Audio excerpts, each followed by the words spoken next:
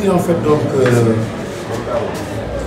dans le cadre de nos assemblées générales que nous tenons régulièrement, ici dans le siège de notre parti, le siège local, on l'appelle ici la biscuiterie,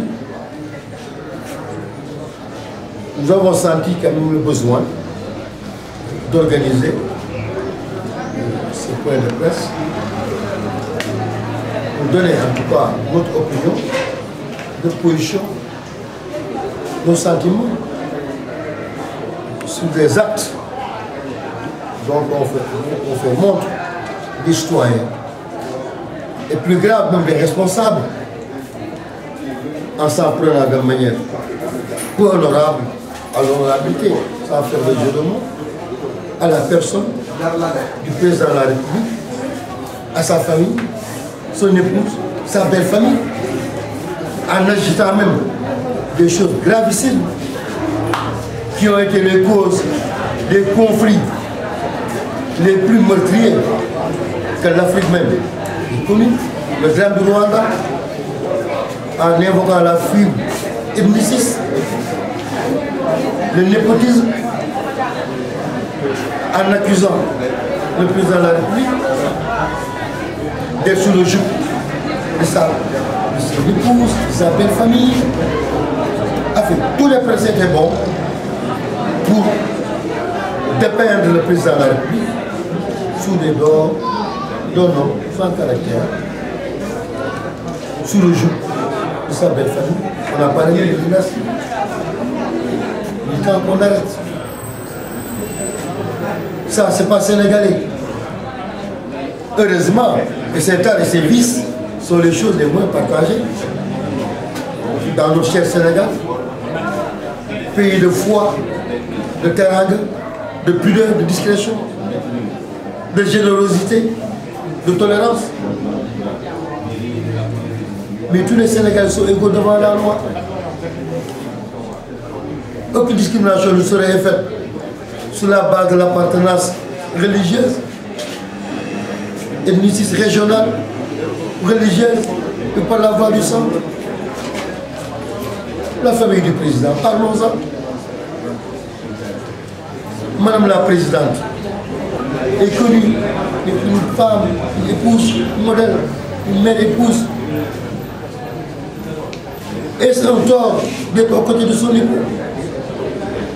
D'avoir partagé les plus durs moments de sa vie, je peux en parler, parce que moi j'étais un des rares privilégiés à partager l'intimité du couple présidentiel dans ces moments de braise.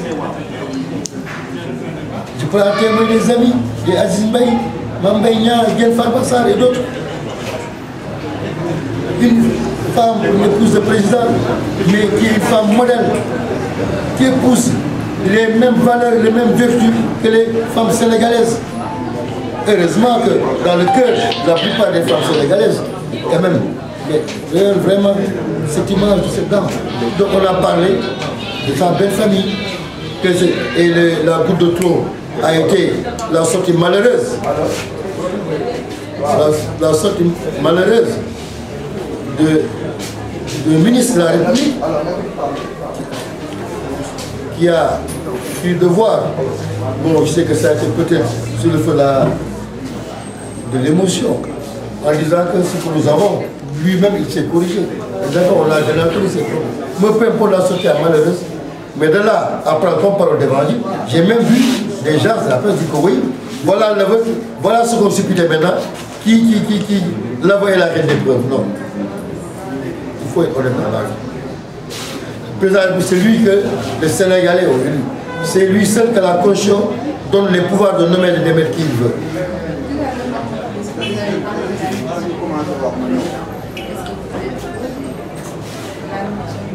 Non, moi personnellement, je crois que j'ai aimé mon avis. On n'a pas eu objectif en tant que citoyen, en tant que partisan d'un parti qui s'est battu pour aller au pouvoir. Et j'en prends à ma expérience. Moi, j'estime d'abord la Constitution pour laquelle le président Macky Sall a élu et pour la protection de laquelle il a prêté serment, prévoit un mandat de 7 ans. Et puis cette modification ne pourrait se faire que par voie référendaire. Le président, mais dire que oui, il avait fait de l'engagement, c'est du revoir, c'est pas vrai.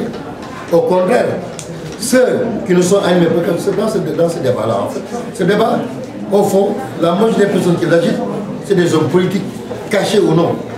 C'est des gens qui sont de la société civile. Mais c'est tous des malheureux perdants dans les dernières élections. Mais malheureusement, qui ont de la peine à compter le jour au jour le jour. Parce que 7 ans, ça peut faire trop, c'est humain. Mais là, c'est des menaces, ça fait trop quand même. Le président n'est pas aussi l'homme, c'est un être commun. Il peut avoir son idée, son opinion. Mais ça, c'est une chose. Mais ce n'est pas à lui de modifier ça. La modification de la Constitution ne se fait qu'à par 2 voix. Soit par l'Assemblée nationale, soit par le pouvoir constitutionnel originaire, et que le peuple sénégalais doit faire partie intégrante. Et ces référendums-là, ça peut le faire en ce moment. Il y en a le pour et le contre. Mais dans tous les cas, comme je l'ai dit, si tant le président devait demander la réduction de son mandat de 7 à 5 ans, ce serait que pour la voie référendaire et ça va être un texte unique qui fera l'objet de référendum parce qu'il n'y aura pas de confusion de genre. Parce que c'est comme si les gens des assises maintenant ont même oublié les autres points de réforme des textes confiés à la commission de réforme des institutions. Depuis quelque temps, la même plainte, la même complainte, les mêmes échos, c'est la réduction du mandat. Je ne pense pas que, même dans les conclusions des assises, on n'en avait même pas parlé. Et on n'a jamais été preneur des conclusions des assises. Le président, on veut l'appeler dans son amour propre, mais je crois qu'aujourd'hui le président, et je l'interpelle, sa principale obligation, son obligation essentielle, comme il a prêté serment d'ailleurs, c'est de jurer, de respecter la Constitution, de faire respecter la Constitution. La seule obligation constitutionnelle qui pèse sur sa tête, c'est ça. Et respecter la Constitution, c'est laisser le mandat jusqu'à son temps. Maintenant, on me parle d'amour propre, mais la parole du président, c'est un être humain comme nous. Mais dans la vie, l'histoire politique est chargée et riche en événements. La révolution bolchevique de 1917, la NEP de Lénine. Mais qu'est-ce qui s'est passé? Mais c'est une modification fondamentale de l'orientation politique, idéologique même des bolcheviques. Mais on peut multiplier les exemples à gogo. Mais le président, pour avoir parce que sa vision pour lui dire que 5 ans, ça suffit largement. Mais moi je sais que pendant 5 ans, c'est peu pour réaliser tout ce qu'on peut faire. Regardez, depuis 2 ans, qu'est-ce qu'on fait? Des élections. Mais dans tous les cas, la souveraineté appartient au peuple sénégalais.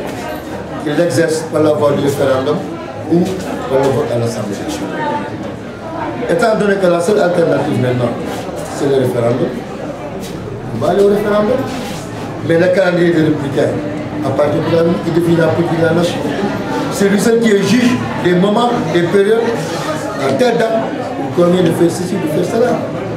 Donc, les menaces ne passeront pas, ça ne nous pas.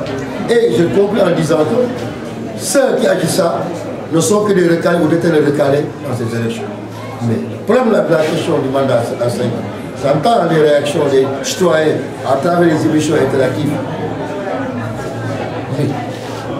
Mais la vendeuse du marché de poissons est concernée, le mécanicien est concerné, le paysan est concerné, l'étudiant est concerné. Il restera à voir maintenant. Parce que les référendums, les sites c'est des milliards. Mais à ce moment-là, le président ne pourra pas dire aux étudiants, je ne peux pas régler vos problèmes parce qu'il y a 8 milliards que j'ai utilisés à ça. Ça, il faut que ça soit clair. La santé, les populations, l'électricité, les paysans, non, les paysans, les 8 milliards que j'ai prévus pour les semences, c'est là où les référendums sera intéressant. Mais croyez-moi, on ne va pas faire une confusion de genre. C'est ce référendum, l'article 27 qui fera l'objet de ce référendum. Pour les autres projets maintenant, libre maintenant au président d'anticiper ou de les faire après. Mais l'article 27, qui suscite tant de convoitises qui empêche certains de dormir, fera l'objet d'un traitement unique par voie référendaire.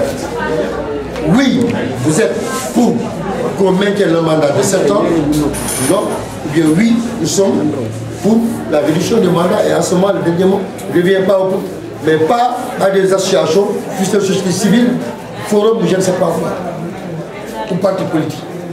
C'est le peuple qui décidera. Et c'est lui qui est juste, c'est le peuple qui est souverain.